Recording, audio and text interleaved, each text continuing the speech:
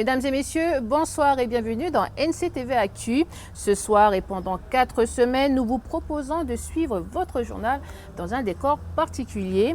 4 semaines durant lesquelles vous pourrez voir l'évolution des futurs bureaux d'NCTV qui se trouvent derrière moi.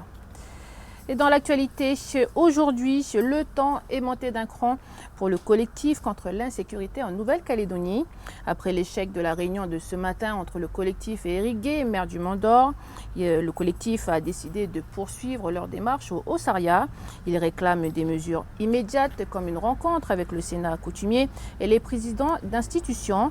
Des réclamations qui font suite au décès de la jeune motarde Aurélie Marcias il y a presque un mois à Saint-Louis. Le déroulé de cette journée avec Lindsay Wamou. Là où je suis un petit peu, où on est un petit peu déçu, c'est que tout va bien en Calédonie. Hein.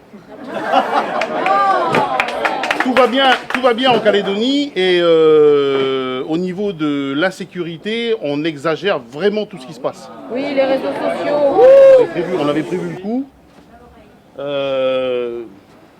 On va bloquer l'Haut-Saria. Allez, on y va. C'est sur ces derniers mots que le collectif contre l'insécurité en Nouvelle-Calédonie quitte la mairie du Mont-d'Or et se rend aux portes du Haut-Saria. Ils sont plus de 200 personnes à s'être rassemblées ce matin. Et en attendant qu'une délégation soit reçue par le Haut-Saria, la colère gronde au sein du collectif. Pour aller ramener mes patients sur le CHT ou le Medipôle. Et on a ras le tout ça, on en a marre. Tous les jours, on est caillassé. Pierre, il a été caillassé, Gaël a été caillassé. Vendredi matin, 7h15, une mère de famille qui déposait ses enfants. Ils ont été caillassés.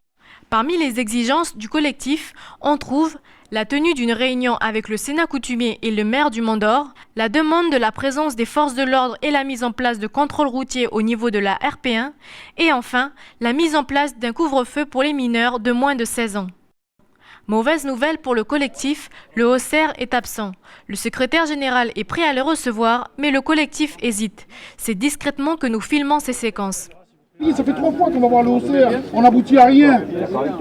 Ça fait 3 fois, avant la mort d'Aurélie, moi j'étais voir le Haut-Saire 3 fois, on lui a demandé des trucs. On a eu quoi? Et là on va discuter quoi? Et là on va discuter quoi avec le secrétaire général? Il va nous dire quoi? Il va nous dire oui, il va sortir la feuille, il va quoi? Lui, il voulait qu'on s'assoie et qu'on discute, alors que c'était pas aujourd'hui le but de discuter qu'avec lui. Hein, comme je l'ai dit tout à l'heure, on veut rencontrer les responsables politiques du pays de façon à leur exposer, de savoir quels sont leurs sentiments au niveau de l'insécurité en Nouvelle-Calédonie. Ainsi, le collectif demande à rencontrer le gouvernement, la province sud et les maires du Grand Nouméa. Demande qui a été finalement entendue par le Haut-Saria qui compte organiser cette rencontre vendredi matin.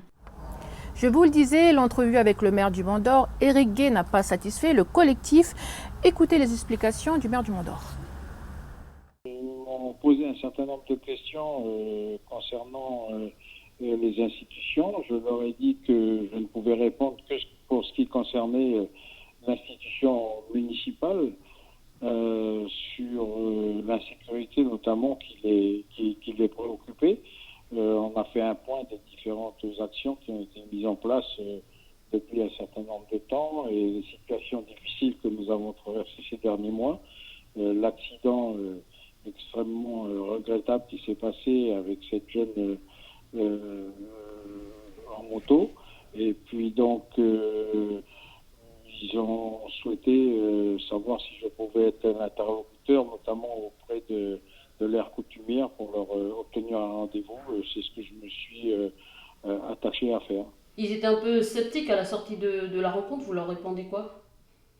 Ah ben écoutez, c'est pas du tout ce qui est ressorti de la réunion. Il me semble qu'il y a différents groupes à l'intérieur de ce collectif. Il y en a qui cherchent à ce que la situation ne s'apaise pas, et puis d'autres interlocuteurs avec qui nous avons eu une discussion extrêmement sensée et claire. Voilà, donc moi je leur ai amené des réponses qui concernaient la collectivité municipale, et je ne peux pas répondre pour les autres institutions de Nouvelle-Calédonie.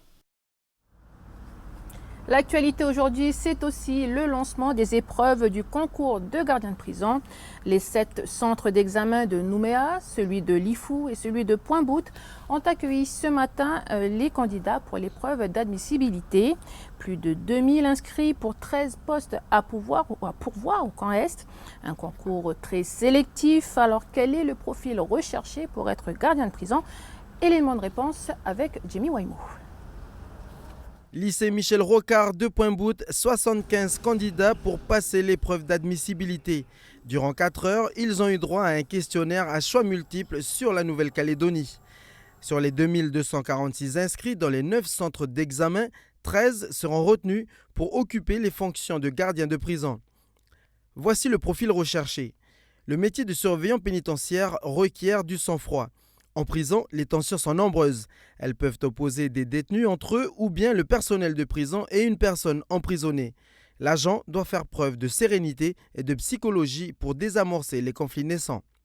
Le surveillant doit dégager une certaine autorité pour faire respecter le règlement en prison.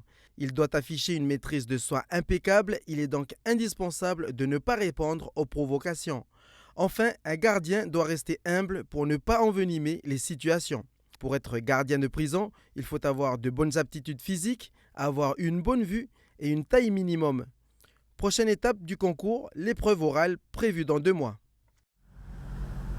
En bref, le lancement officiel ce matin du comité de soutien de Benoît Hamon, candidat du Parti socialiste à la présidentielle. Il est constitué de 3 composants du FLNKS, le PALICA, le RDO et l'UPM, ainsi que les progressistes de Nouvelle-Calédonie. Plusieurs meetings auront lieu dans le pays. La prochaine est prévue après-demain à Koné. Et l'on finit avec notre feuilleton de la semaine consacré à la roussette. Durant les week-ends du mois d'avril, la chasse aux roussettes et aux notou est ouverte. Ce soir, Aurélie Néautine vous propose de découvrir une manière de cuisiner la roussette. Un reportage réalisé il y a quelque temps à Pointe-Dimier. Je vais passer ma roussette au feu.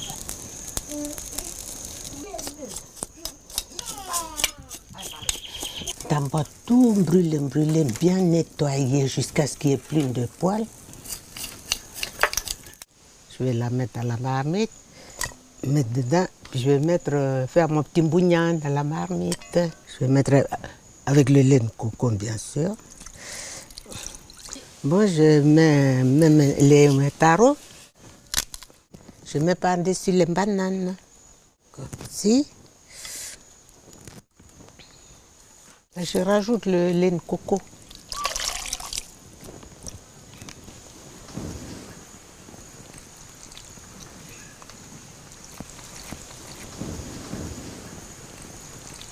Là, ma marmite est prête. Et là, on va passer à la cuisson pendant 1 heure. On va servir là.